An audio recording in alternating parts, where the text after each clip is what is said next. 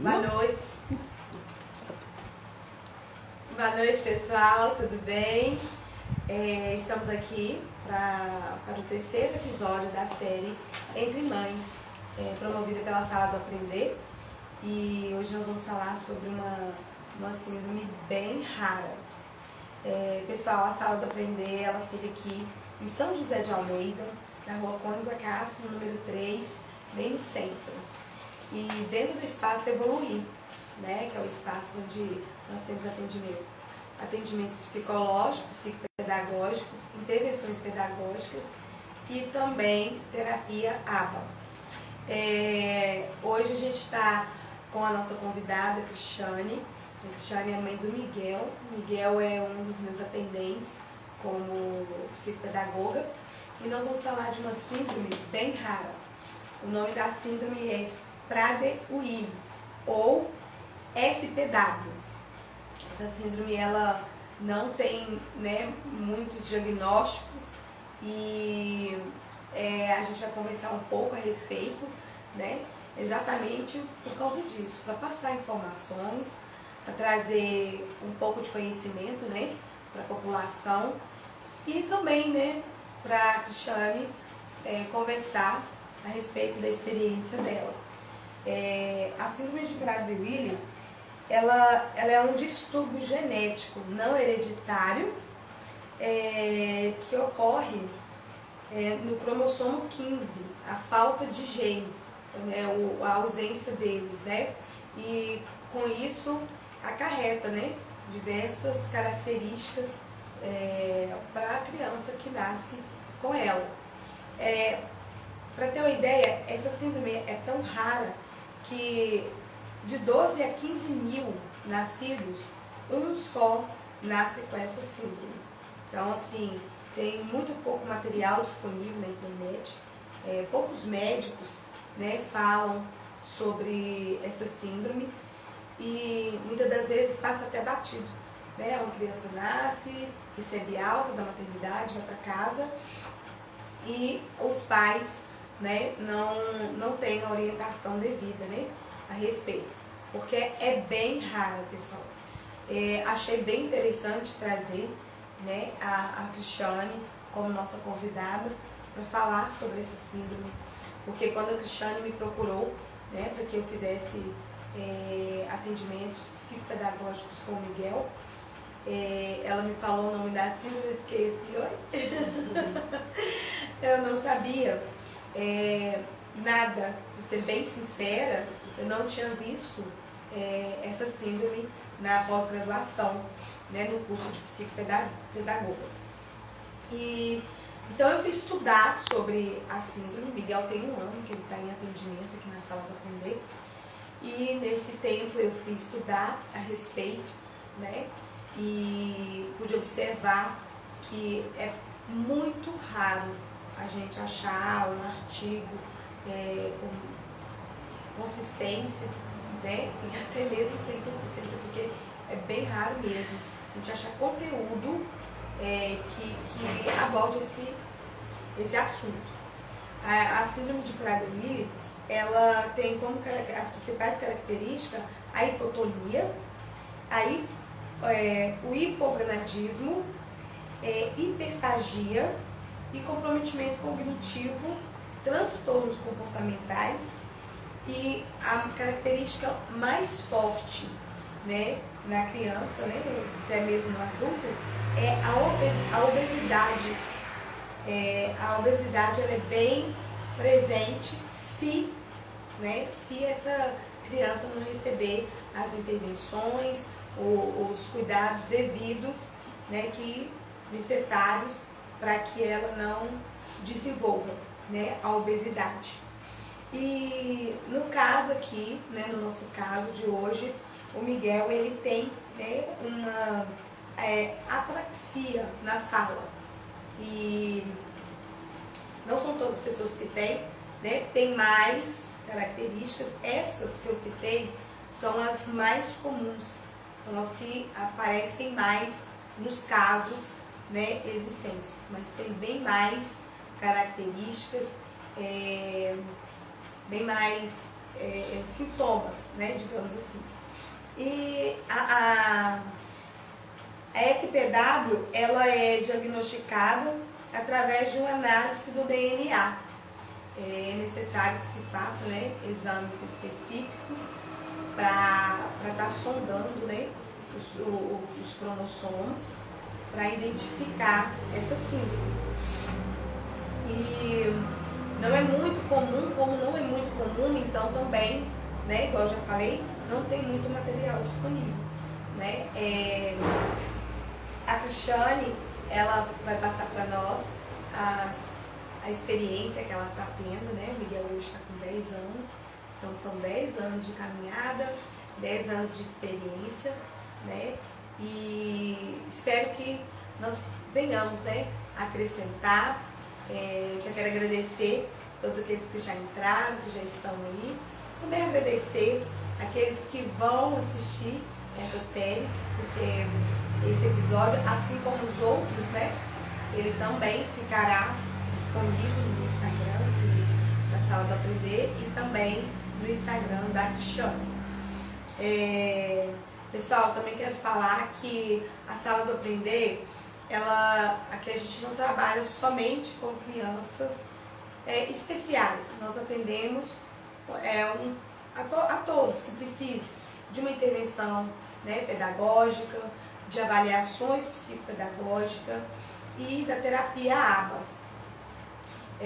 Também eu faço acompanhamento, né, parental, aconselhamento aos pais, aos responsáveis de criança, e tenho também aqui uma turminha de educação infantil de 3 anos.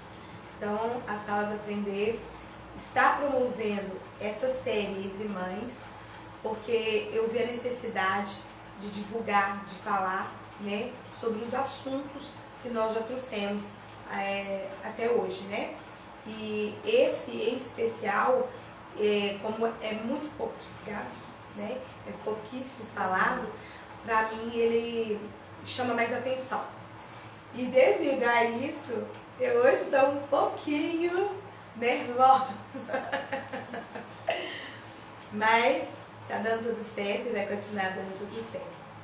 A Cristiane Soares já está aqui com a gente, né? E nós vamos começar a conversar com ela, porque por incrível que pareça, a gente senta aqui e daí a pouco acabou, já deu 1 hora, passa muito rápido, a gente nem percebe. Às vezes a gente fica, né, com vontade de falar mais coisas, de trazer mais conteúdo dentro da live e não dá. Mas, né, daqui a um tempo eu vou voltar fazendo algumas edições, né, na série e comentando um pouco mais a respeito de cada assunto, né, trazendo detalhes a mais de cada assunto. Então eu peço a vocês que vocês deixem aí, né, os comentários, perguntas, e não esqueçam, pessoal, de dar um like, isso ajuda muito no engajamento, né? Nós precisamos desse engajamento para estar divulgando o trabalho que está sendo realizado. Então, sem mais delongas, vou começar a conversar com a Cristiane. Boa noite, Cristiane. Boa noite, Luciana. Tudo jóia? Tudo jóia. A Cristiane está um pouco nervosa. Nós duas. Cristiane, eu queria que você falasse, né, iniciasse para nós, falando a respeito de como foi a gestação do Miguel. Boa noite, pessoal, né? Como a Luciana já falou, meu nome é Cristiane, sou mãe do Miguel, completou 10 anos, né, mês passado. O Miguel, ele é portador da síndrome, né, de Prader-Willi, né, que é uma alteração no cromossomo 15, como que a Lu falou, né? E a minha gestação, ela foi muito tranquila, porque a criança que tem a síndrome de Prader-Willi, ela já pode ser detectada, né, observada desde a gestação, porque a criança, ela mexe menos na barriga, né? Não são como outras gestações, igual no meu caso, eu já tive outra gestação. Então, todos os meus meninos mexiam super bem na barriga, inclusive o Miguel mexia também, né? E geralmente essas crianças que têm, né, a síndrome, elas nascem prematura, né? nasce prematuro no parto cesariana. E o Miguel não, o Miguel mexia direitinho na barriga. Ele nasceu de 40 semanas e 2 dias. Nasceu, foi a gestação toda? A gestação toda tranquila, não senti nada. E o Miguel mexia igual meus outros meninos mexiam, né? E o obstetra, né, que te acompanhou, ele não comentou, não acusou na ultrassom? Nada. Tudo normal. Fiz os exames, fiz o pré-natal, tudo normal. Não postou nada nos exames e nem na ultrassom. Foi tudo normal. Então, assim, você, né, tá tudo normal, como as outras gestações foram, e aí foi parto normal. Não. Aí fui pro hospital, né, com as 40 semanas, 2 dias, fui pro hospital, cheguei lá em volta de umas 8 horas da noite. O médico fez o toque, né, pra ver, né, a dilatação e tudo. Aí assim que eu saí do consultório, minha bolsa estourou. Aí já fui direto pra sala de parto, que eu já tava com as contrações, com dilatação, e fui pra sala de parto normal. Só que deu por volta de umas 3 horas da manhã, eles me aplicaram o soro, aquele bendito soro. Só que, pra mim, fez o efeito contrário. Em vez das minhas contrações aumentar, as minhas contrações sumiram, desapareceram. Nossa. E nisso, as enfermeiras, né, o médico que estava lá, ficou acompanhando os batimentos do Miguel, com aquele aparelhinho, tudo normal. Aí chegou umas 6 horas da manhã, né, o médico falou assim, não, vou levar ela para a sala de parto, porque os batimentos do Miguel tinham diminuído, aí fui para cesariana, onde que eles tiraram o Miguel, né, e o Miguel ele nasceu sem chorar, que também é uma das características das crianças, né, eles não choram quando nascem, Miguel nasceu sem chorar, e foi direto para ele para UTI neonatal. Nem cheguei a ver Miguel, eles colocaram a cabecinha dele aqui, mas nem viu o rosto, só o cabelo, porque nasceu muito cabeludo, sabe? Foi direto para UTI neonatal. E lá ele ficou 2 meses e 12 dias internado. Mas por causa da síndrome, por causa das complicações da síndrome, ou ele teve outras complicações?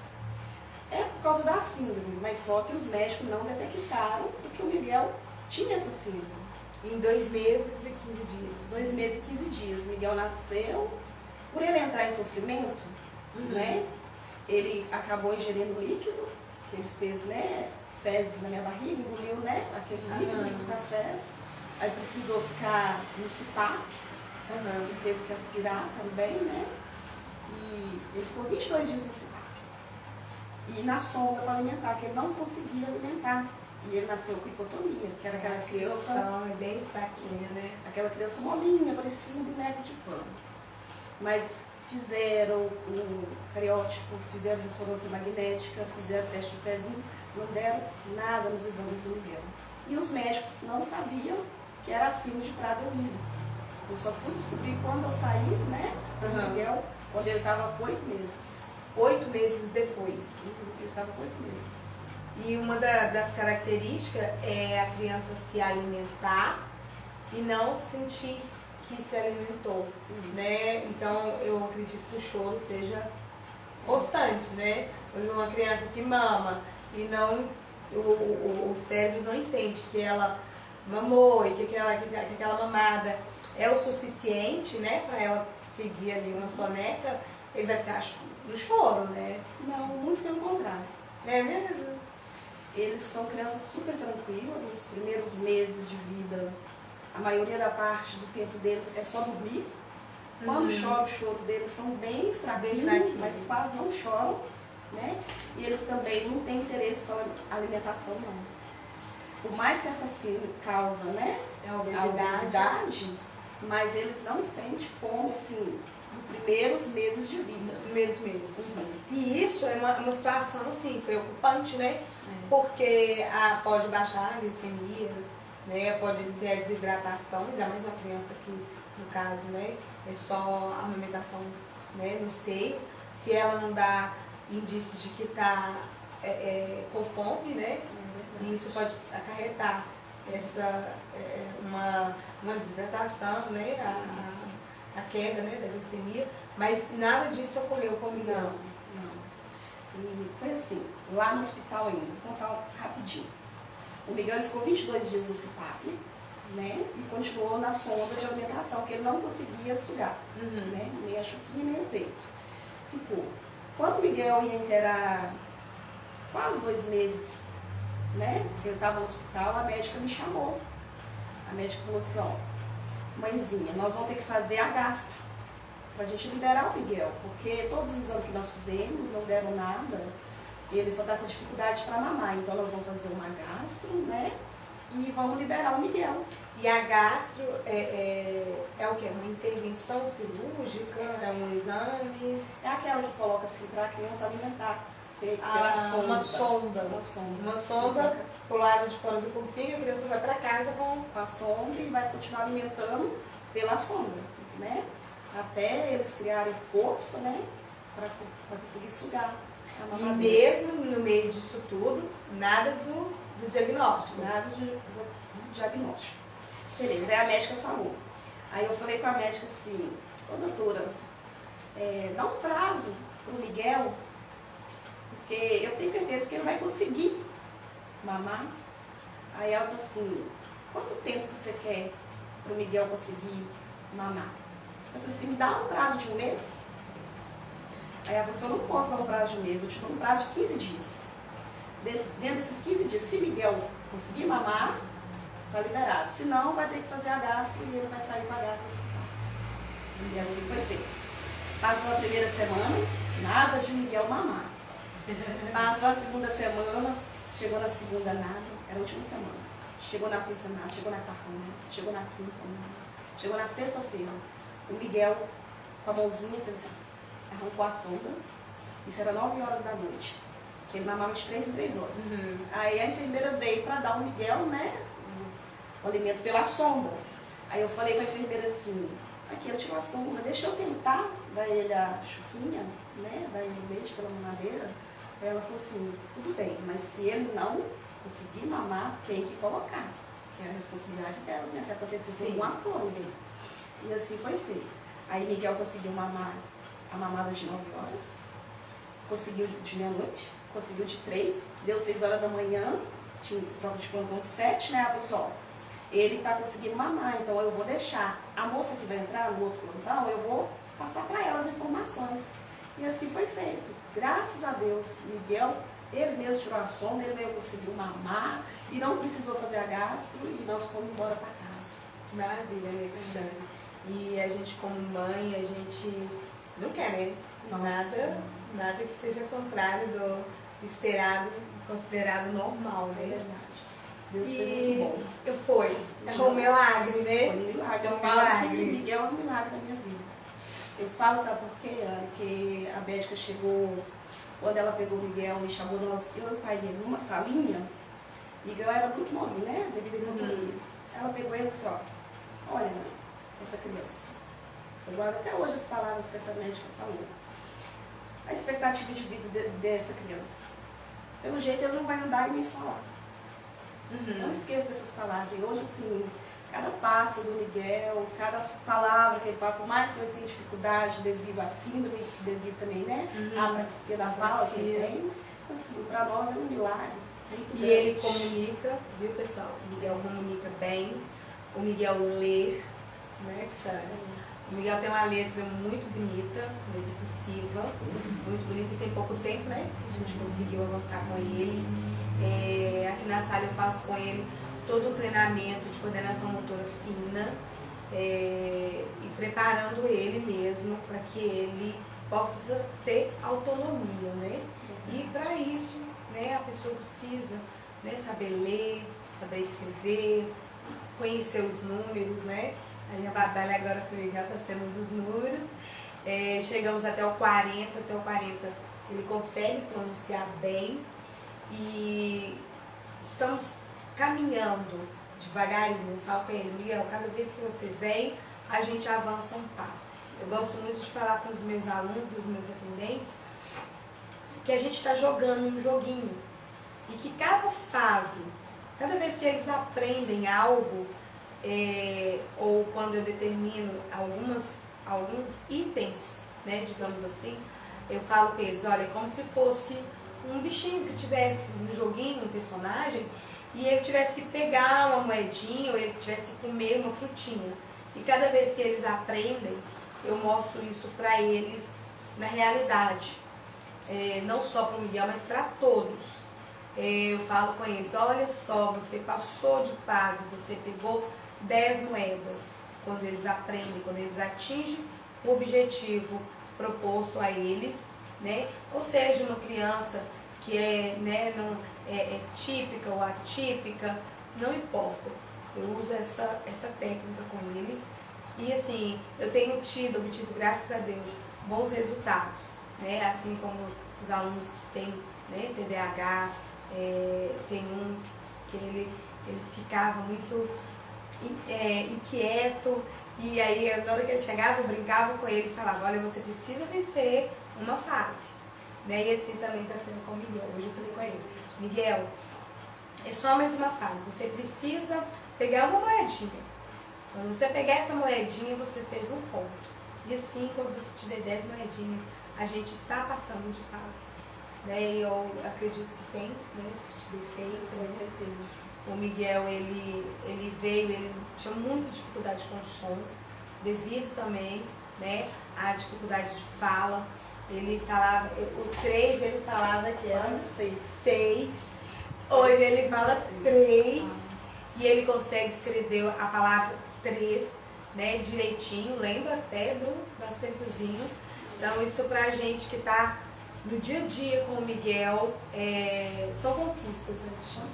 São conquistas e cada vez que eu vejo, né, um obstáculo, ele vencendo um obstáculo, pra mim é um prêmio. Eu chego em casa e falo, nossa, meu dia hoje foi perfeito. Desde eu tivesse ganhado R$ 1 milhão, teria sido tão bom quando eu vejo os meus alunos realmente avançar.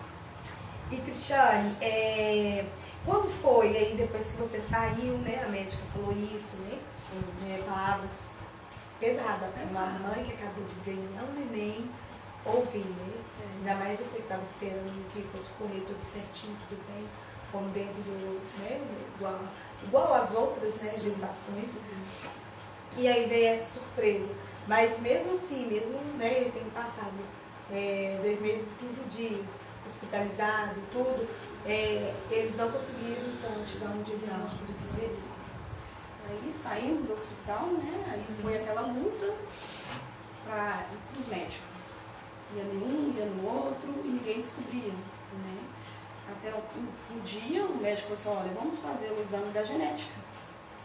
Aí foi encaminhado para o Sara Kubitschek, foi onde que ele fez o exame da genética, né? Colheu o sangue. E depois de um mês eu voltei para buscar o resultado. E foi onde, né?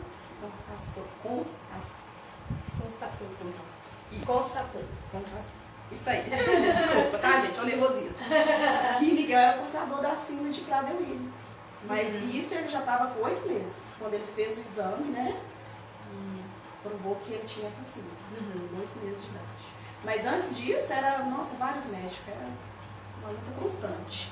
E esse que você foi, lá no Sara, ele era, qual era a especialidade dele? Geneticista. E aí quem encaminhou foi o pediatra? Não, foi o neuro. O neurologista. Disse, olha, vamos fazer um exame de genética?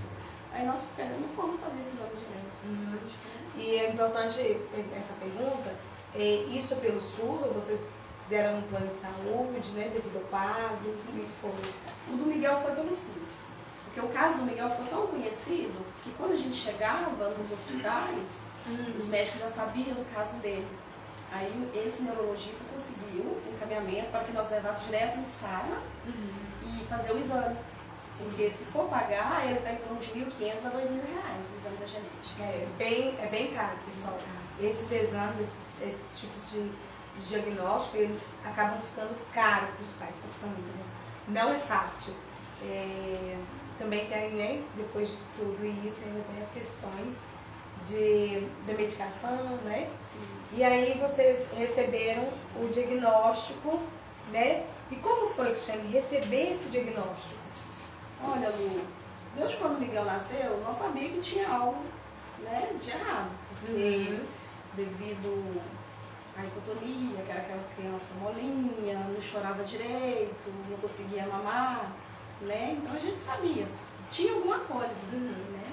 Então quando nós fomos fazer, né, o exame, né, e saiu o resultado, nós já estávamos esperando mais ou menos. Foi difícil, com certeza, porque quando a gente entrou na internet para pesquisar o que era, né, a síndrome, é tanta coisa, se a gente, né, não tiver um suporte, a gente acaba, né, se desesperando, porque realmente eu fui estudar, né, quando a Cristiane me procurou, eu fui estudar, fui tentar entender, fui conversar com a minha mentora, e ela falou, nossa, eu em 30 anos de carreira, eu tive um, olha só pra você ver, 30 anos, ela teve um atendente, né, que também, né, tem a síndrome, né, e é tão raro isso, que até os médicos, né, os médicos, eles ficam, né, eles investigam uma coisa, investigam outra, para 8 meses depois,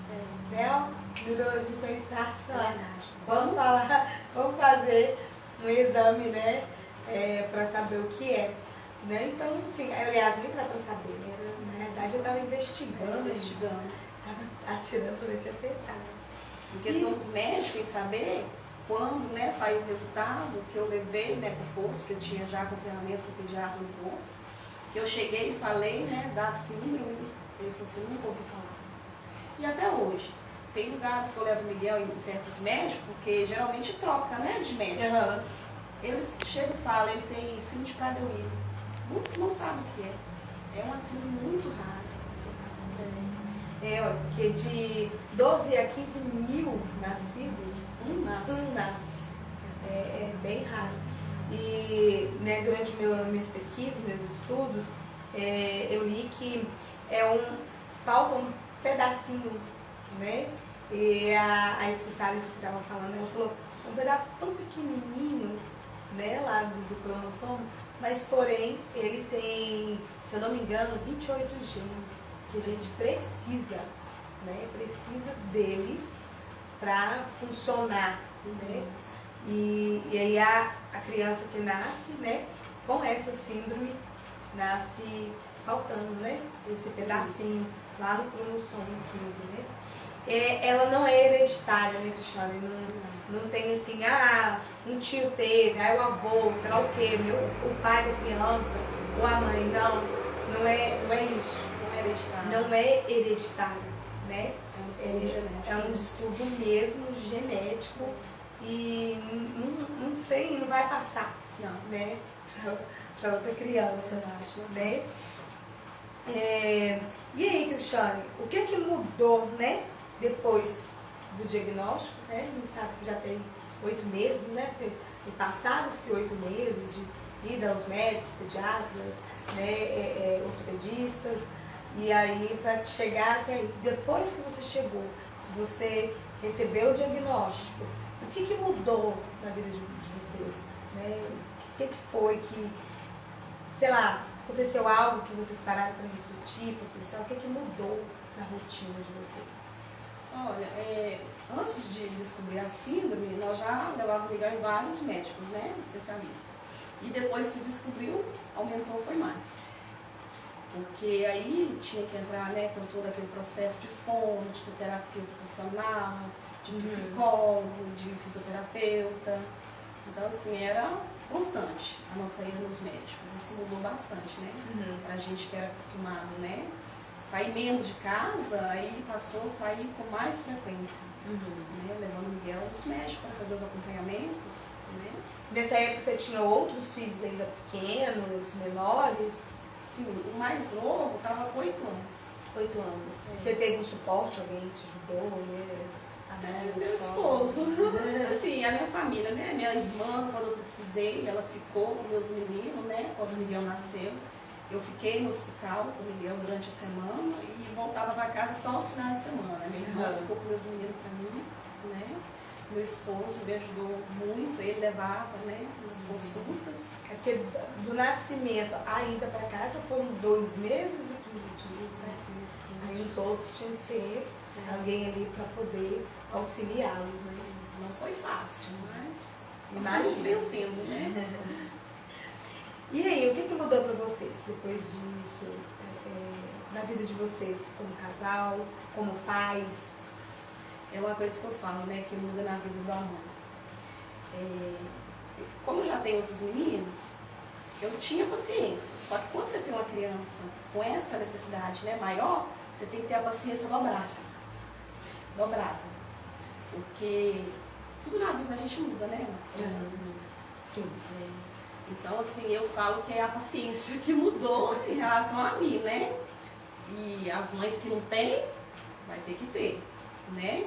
Quando a gente recebe um diagnóstico, a criança que tem uma necessidade especial, isso depende muito dos pais ter uma, né, paciência maior para as crianças, porque não é fácil, né?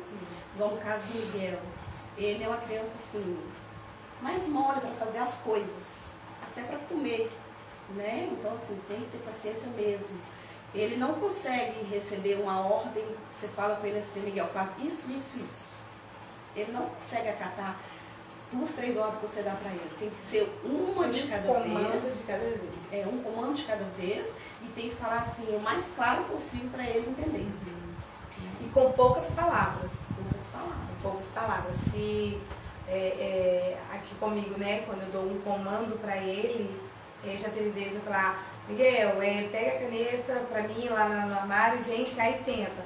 Aí ele foi até a metade da sala, olhou pra mim, eu falei, caneta no armário. Aí ele abriu, pegou, agora senta.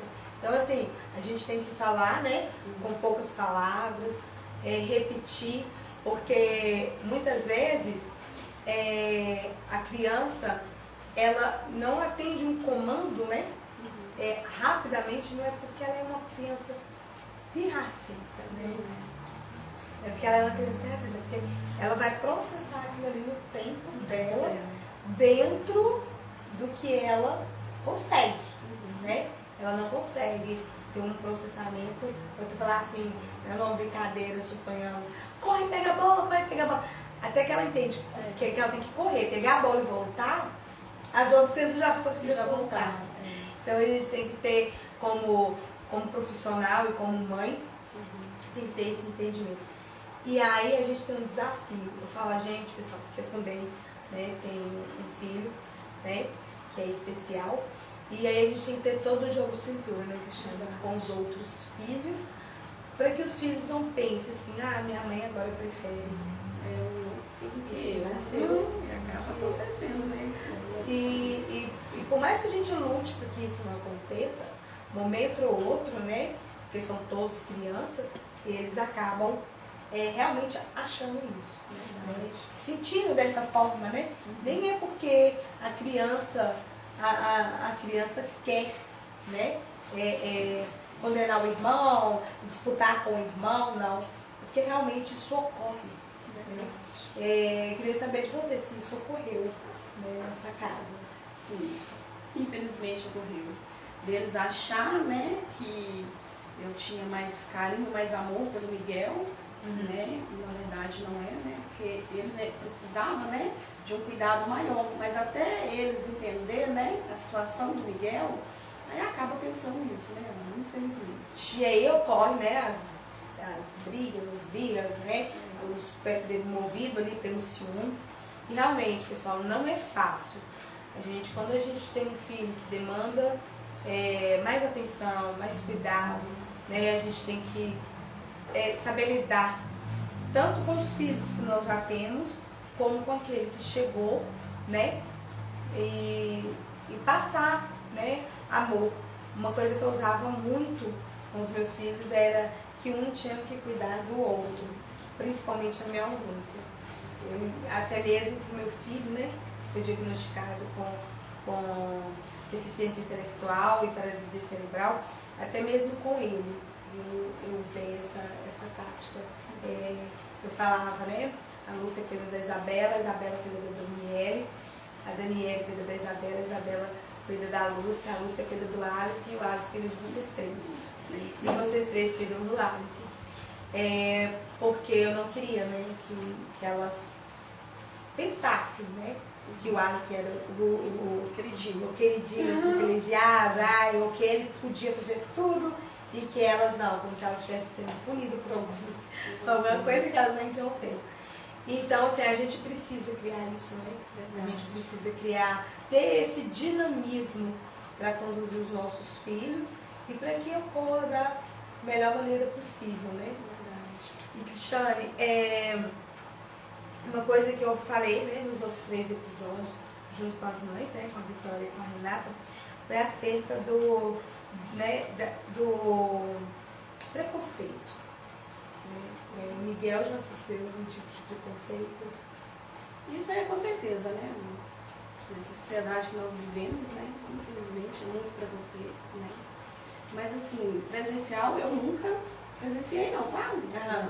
Mas com certeza, por fora, né? E outra coisa, em questão de parentes, amigos, até descobrir que ele tinha, achava que era pirraça, né? A mãe não baixa, a mãe não corrige, né? Isso também é uma forma de preconceito. Né? Até você explicar para a pessoa o que é, né? Já pensou várias coisas. É pirraça, mas não é. Aí não educa. Aí, nossa, eu cheguei e falei oi, pedi bênção, né? Na minha família tem essa tradição, né? Os tios chegam, os avós, e a criança pede bênção. Eu passei por isso, eu tinha teve uma situação que a pessoa, o parente chegou e aí as meninas, né? Bênção e tal. E o Aleph não. Mas aí o Aleph não falava, já estava com 3 anos e não falava. E aí a pessoa ficou olhando assim, ele não deu bênção, ele não. Mas não era porque ele não queria, né? Porque ele não tinha como falar. E aí eu tive que explicar. Não, ele ainda não fala, ele está fazendo um acompanhamento com a fonoaudióloga para poder desenvolver a fala.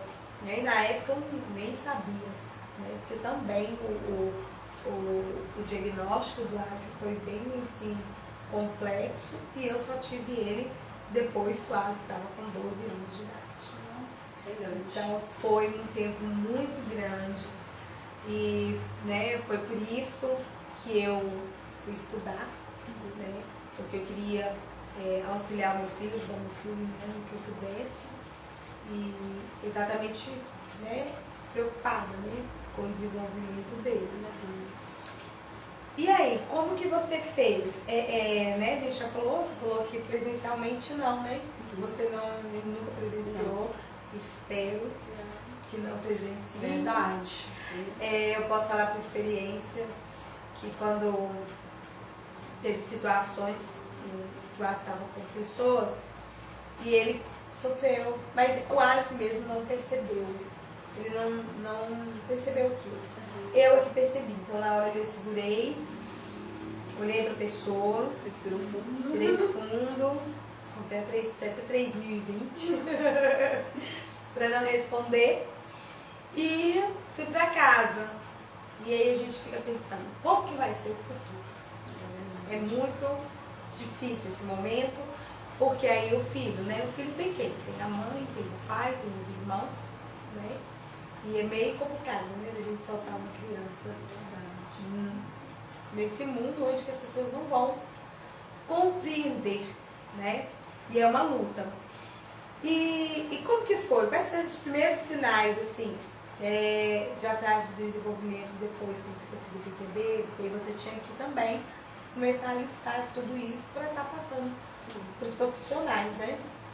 O Miguel, ele sentou com 8 meses, que era a fase dele já estar engateando, né? Ele sentou com 8 meses, ele andou com 2 anos e meio, falou algumas palavrinhas, né? Até então tem dificuldade ainda na fala, né? E esse foi o primeiro atraso dele, assim, que eu percebi, né? Que foi sentar, andar, falar, que acontece na síndrome, né? É por causa da hipotonia, né? Eles demoram um tempinho a mais para endurecer o pescocinho, porque para sentar, né? Para ficar sentadinho, tem que começar a firmar o pescoço, né? É todo um processo. Outro dia eu fiz um vídeo, tá aí no Instagram, falando sobre os atrasos de desenvolvimento. Muitas das vezes a gente escuta, né? A famosa frase: toda criança tem seu tempo, é preciso esperar, né? Mas a gente, como mãe, a gente sente, né? E a gente sente que tem algo, né, que não está indo bem, né? Então, a busca pelas respostas, né, a ir a médicos, né, para nos acalmar, para trazer também, né, realmente assim, não é que a gente quer, eu falo muito isso, diagnóstico não é rótulo que você prega ali na criança, não, a gente não quer um rótulo para os nossos filhos, a gente quer saber o que os nossos filhos têm, né, Cristiane? E por onde ir, Começar, né? por onde começar, porque você foi mãe antes, né? E já tinha ali toda uma experiência, mas esse era o filho que você ainda não tinha sido mãe. É verdade. Era um filho diferente e que você estava ali buscando, né? Entender o que era para você poder desenvolver, né, ali a sua dinâmica do dia a dia, para cuidar dessa criança, para ofertar para essa criança o melhor possível, né? Mas eu falo assim, a criança, né, quando recebe o diagnóstico, os pais correm atrás, né, levam os profissionais. Então, assim, toda criança ela tem a desenvolver super bem, ter uma vida mais normal, né? E uma coisa que eu observo, né, no Miguel é que ele não é obeso. E eu também li que para que não ocorra a obesidade, é necessária uma intervenção precoce, né? Sim. E no caso, conta para nós, o que foi que você fez, qual foi o profissional, né, que você buscou para estar te orientando quanto a isso. Eu comecei a ver na nutricionista, que me ajudou bastante, né? Porém, assim, o Miguel, ele come de tudo. Eu não cheguei a tirar nada dele. Eu acho até mais difícil quando a mãe tira algo da criança e ela vê outra criança na rua comendo, vai falar assim, nossa, eu nunca comi aquilo. É pior. Então, assim, Miguel, ele come de tudo, mas tudo dentro da quantidade, do limite, né, que ele precisa comer. Né? E as atividades físicas é muito importante também para essa síndrome, né? E Miguel ele faz natação, ele faz judô, e tudo isso ajuda. E outra coisa que tem ajudado muito o Miguel é a medicação que ele toma, que é o hormônio de crescimento. É necessário. Necessário. Quanto mais cedo a criança fazer o uso do GH, ela vai ter um desenvolvimento melhor. Mais tranquilo, né? Sem tantas intercorrências, né? Só que assim, ele não é liberado no SUS para criança que tem síndrome de Prader-Willi. Ele é liberado no SUS para outros tipos de doença, igual o nanismo, né? Mas para a síndrome de Prader-Willi, ele não é liberado. Ou o pai tem que pagar, que custa em torno de 1.500 a 2.000, né? Uma caixa? É caixa, comprimido? Não, é injeção. Injeção. Ele toma toda noite. Toda noite ele toma? Uma injeção. As pessoas acham que o hormônio de crescimento é só para a criança crescer. Mas não é só para isso. Ajuda na massa magra, que elas precisam, né? Ajuda, né, na obesidade, vários outros pontos. O uso do GH é importante. Então, quanto mais cedo a criança fazer o uso, é melhor. E quem passa essa medicação é a endocrinologista. O Miguel, ele não fez o uso antes, porque o desenvolvimento do Miguel estava tranquilo. Estava dentro do marco. Esperado. Aí, ano passado, que ela passou o GH para ele, aí ele está fazendo uso. E então tem um ano? Tem um ano. Um ano que ele está tomando. Ano passado. E você conseguiu perceber, assim, melhora no desenvolvimento dele? Sim. É igual eu falei, não é liberado para Prader-Willi. Mas ou o pai paga ou os pais entram na justiça. Que foi o meu caso. Eu entrei na justiça, porque eu não tinha condição de pagar, muito caro. Aí eu consigo pegar pela farmácia do governo. Né? Somente... Foi demorado o processo da liberação dessa medicação? O do Miguel demorou em torno de uns 6 meses. Costuma sair antes e costuma demorar muito mais. Mas o do Miguel demorou 6 meses para sair.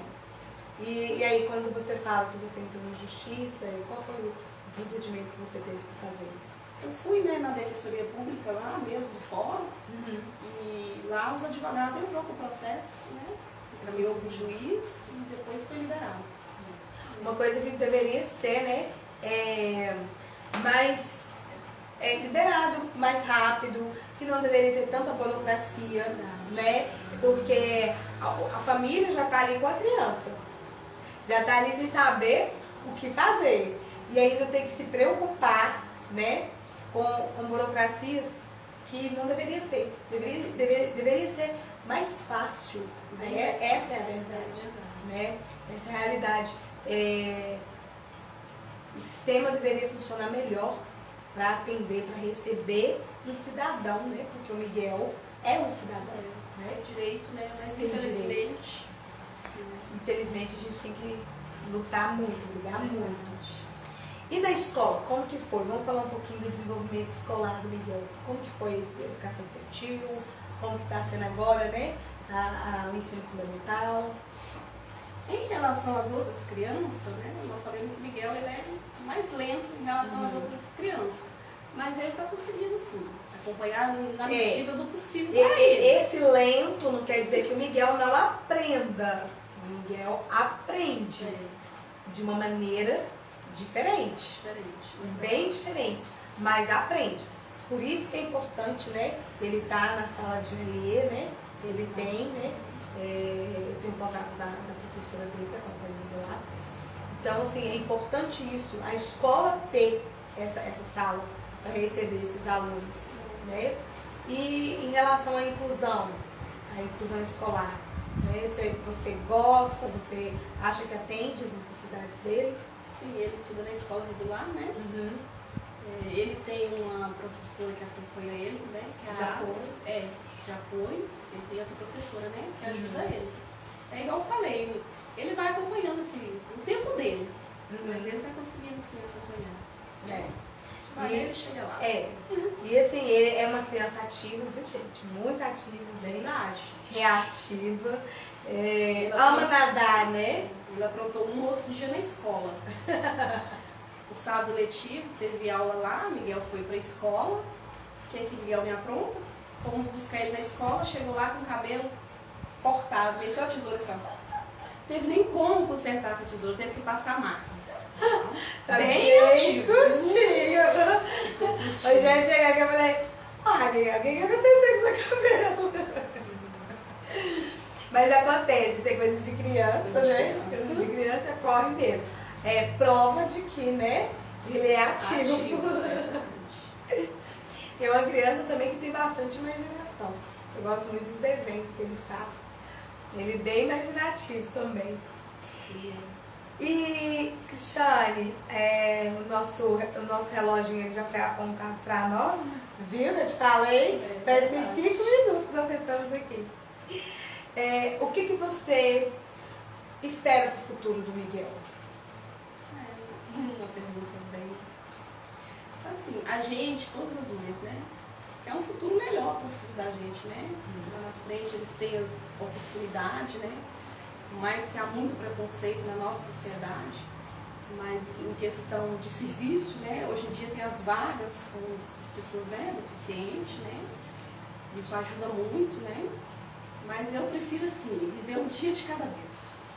Deixar... Curtir o Miguel agora, 10 anos. Verdade. Deixar o futuro para o futuro mesmo. Viver um dia de cada vez. É o importante, né?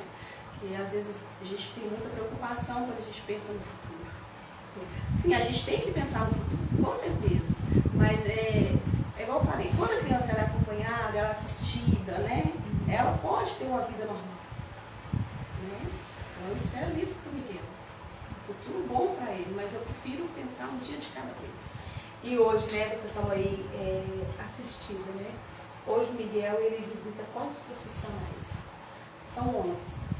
Eu ver se eu lembro o nome de todos, tá, gente?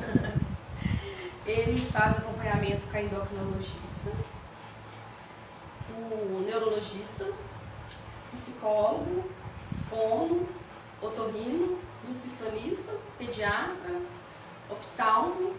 Ele tem aluno, né, psicopedagoga, tem a natação, tem o judô, eu acho que é isso aí, gente. A nutrição eu falei, né? Falou. Então. E outra vez falou também. Então, assim, é um vai e vem, bem, né? E, assim, tem espaço de uma consulta, de uma intervenção a outra?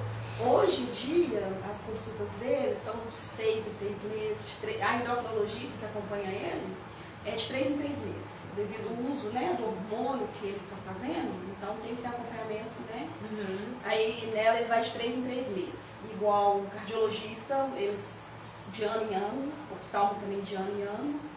O que ele tem mais frequente é a fono, psicopedagoga, é você, a natação, o judô e a psicóloga. Que é toda semana.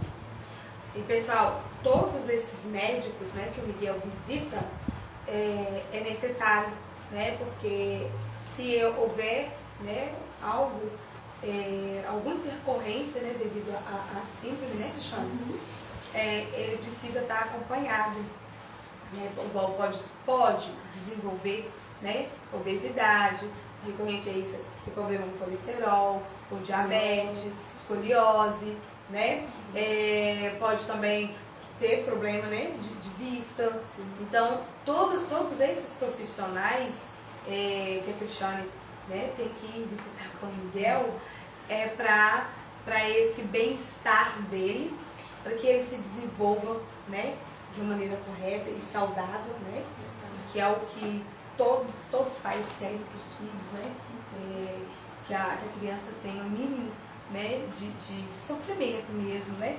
Porque se você não tivesse feito, né, as intervenções precocemente, talvez hoje o Miguel poderia estar obeso, poderia ter diabetes, né? Então, a síndrome, a criança pode ser que tenha, mas se cuidado, né, se os pais bem orientados, né, como o Cristiane, né, foi atrás, não relaxou, não ficou ali crendo que, né, ai, é todo molinho, ai, expectativa de vida pode ser muito pouco. Não, ela não se importou com as falas, né?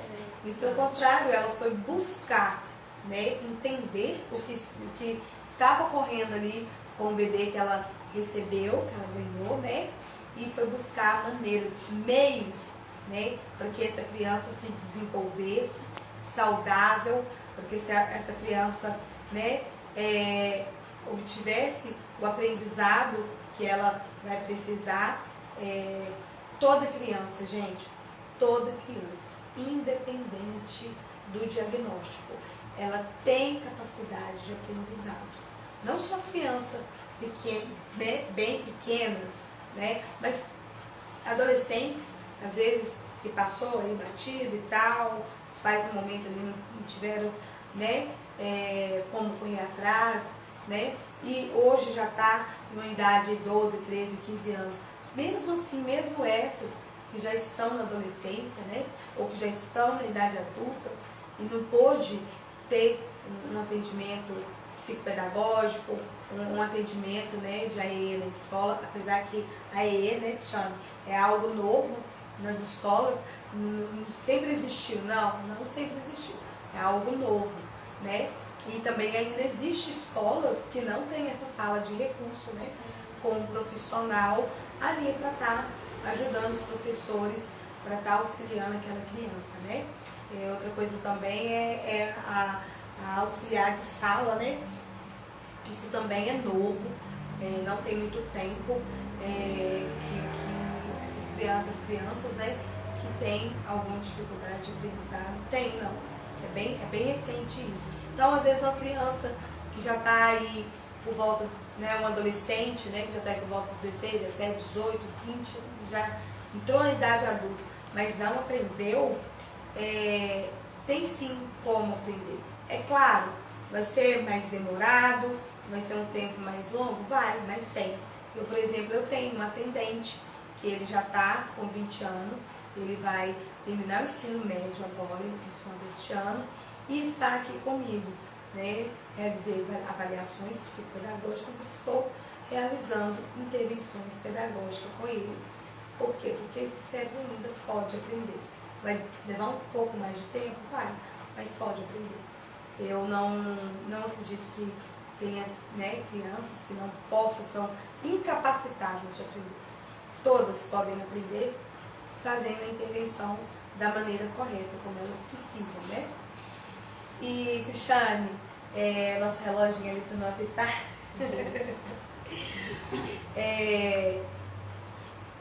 O que você falaria para alguém que está recebendo uma criança que ainda não tem um diagnóstico? O que você falaria para esses pais?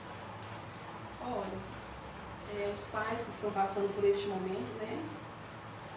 Não desista dos seus filhos, corra atrás, busque informação, né? Busque ajudar os seus filhos, né? Porque hoje em dia, nesse mundo que nós estamos vivendo, tem pais que sabem que os filhos precisam, né, de um profissional para acompanhar, sabe que o filho tem alguma coisa em especial, mas tem medo de buscar ajuda com medo do que a sociedade vai falar, com medo, né, do julgamento da sociedade. Então, né, eu deixo aí, né, para os pais que não olhem para isso, né, se você ama o seu filho, você corra atrás, busca mesmo ajuda para ele. E, em primeiro lugar, né, quando a gente coloca na mão de Deus, Deus prepara tudo para a gente. Ele prepara as pessoas para ajudar, Ele prepara os médicos, os profissionais, Ele encaminha tudo para a gente, né? Então, esse aí é o conselho que eu deixo, né, para os pais que amam seus filhos. Faça isso por eles, porque a recompensa depois é maior. Quando você vê seu filho andando, quando você vê seu filho falando, né? Isso aí é o amor que vai ser retribuído para a gente. Né? A recompensa. É verdade. E muitas das vezes tem pais que preferem negligenciar, né? Muitas das vezes não é nem que preferem, o medo é tanto de descobrir, né, um diagnóstico, que aí vai deixando, não, com o tempo ele aprende, não, isso é coisa de criança, isso vai passar, e não é bem assim. Percebeu que a criança lá com 4, 5, 6, 7, 8 meses não está dentro do esperado, não está dentro do marco do desenvolvimento, começa a observar, começa a anotar, né? Vai ao pediatra, busque por informação, né? Chega no pediatra, conversa, fala, né? Procura entender, porque não é normal uma criança não desenvolver dentro daquilo que é esperado para a idade dela. E o quanto antes, a Cristiane, tanto a Vitória quanto a Renata, né, que passaram por aqui, todas as duas falaram nas intervenções precoces. E a Cristiane também vem com essa mesma fala. Porque hoje, se ela não tivesse procurado os profissionais, gente, 11 profissionais, tem que dar conta de 11 profissionais. E como é pelo SUS, nem sempre quando ela chega na sala do médico, é o mesmo médico da consulta anterior. E ela tem que explicar tudo de novo. Né? Tem que explicar, contar a história toda novamente. E então, assim, o que eu posso falar com vocês é que não desistam.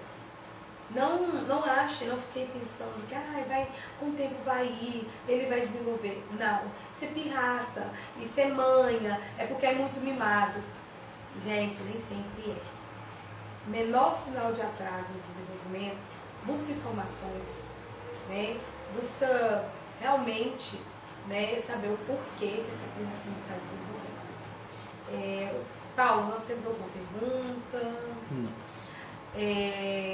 Pessoal, a sala do aprender, ela está aberta, né? Precisando de orientação, está com dúvida, nos procure, né? Tanto eu como psicopedagoga e pedagoga, quanto a Rosinete como psicóloga, né?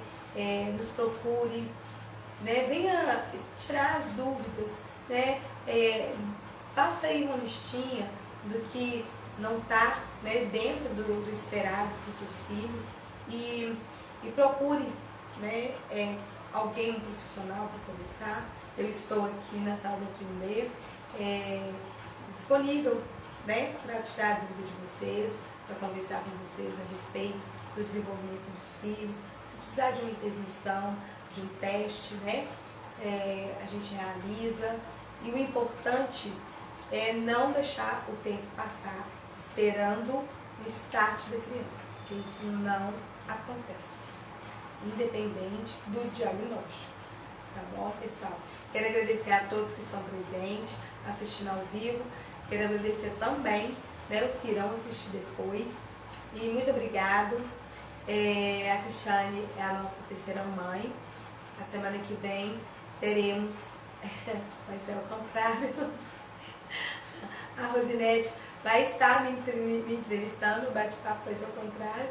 E eu vou estar no lugar da mãe e a Rosinete vai estar no lugar da profissional. Semana que vem eu vou contar um pouquinho da história, né, de superação do meu filho, que hoje, graças a Deus, está com 16 anos. Um rapaz lindo, não é porque meu filho não, mas é lindo, muito inteligente, e que eu consegui, né, fazer com que ele se desenvolvesse e hoje ele leva uma vida tranquila, normal, está cursando o primeiro ano do ensino médio. E, pessoal, vocês não veem, mas ele está aqui em todas as lives. Ele é o primeiro a chegar. E pra mim, assim, hoje eu tô sentada aqui com o Cristiane, graças a ele, graças à chegada dele na minha vida. E quando eu recebo uma mãe que vem, né, perguntar, porque eu tô assim, tá, eu falo, eu já estive aí desse lado e eu sei bem como que é e qual é a sensação. Então, por isso que eu procuro fazer o meu trabalho com todo o amor e carinho do mundo. Não só pelo valor financeiro, mas pelo valor de saber que uma criança que não estava lendo, não estava escrevendo, uma criança que não conseguia fazer o azinho impossível, com algumas intervenções ali, algumas semanas, eu vejo resultados. Para mim, não tem preço. Não tem preço, não tem preço. É igual a Cristiane falou, quando a gente vê o filho evoluindo, quando a gente vê o filho desenvolver, esse é o pago, né? Acho que eu posso dizer assim, com certeza. É o pago, porque é maravilhoso. Gente, já deu nosso tempinho aí, Paulo? Quero agradecer a todos, muito obrigado e até semana que vem. Fique com Deus. Boa noite. Tá bom.